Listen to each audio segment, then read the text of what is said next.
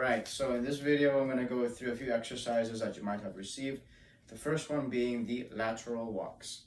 So these are also known as a few other things. They call them mud walkers, they call them monster walks, but I'm just going to call them as they are. We're walking laterally and we're taking one step to one side and then one step to the other side, kind of like we're dancing. So we're going to have a mini band and you have a few options as to where to put them, and I believe I tell you to use it at a particular resistance.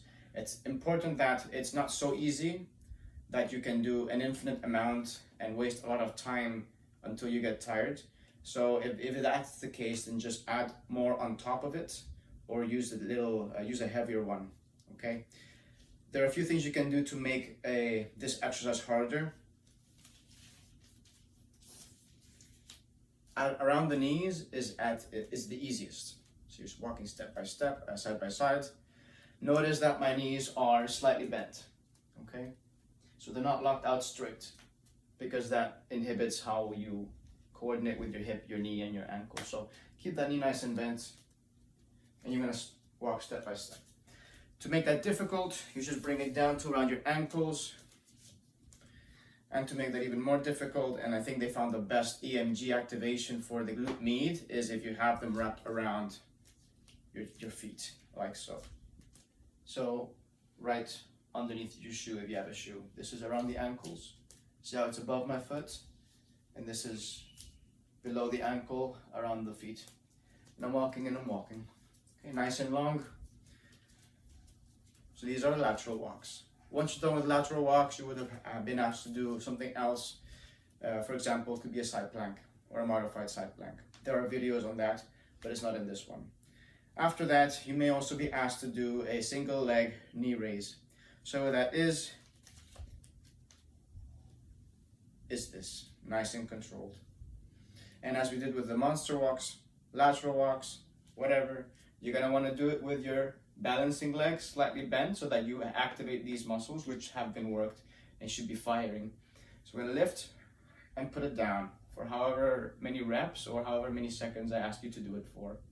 If it is too difficult, just let me know and we can modify it. Okay? You then swap.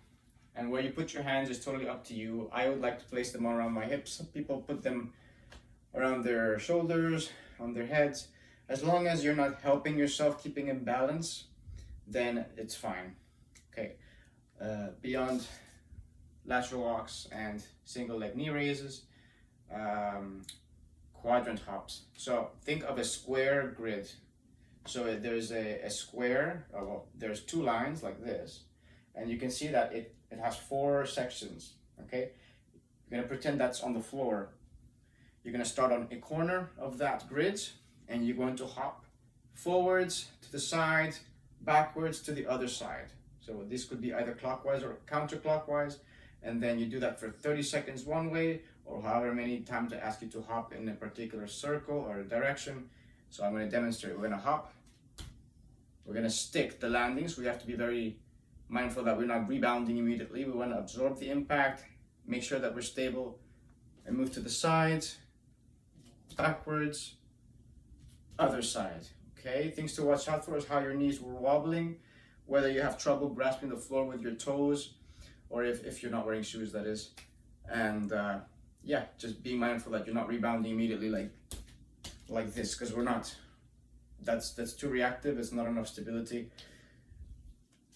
Yes.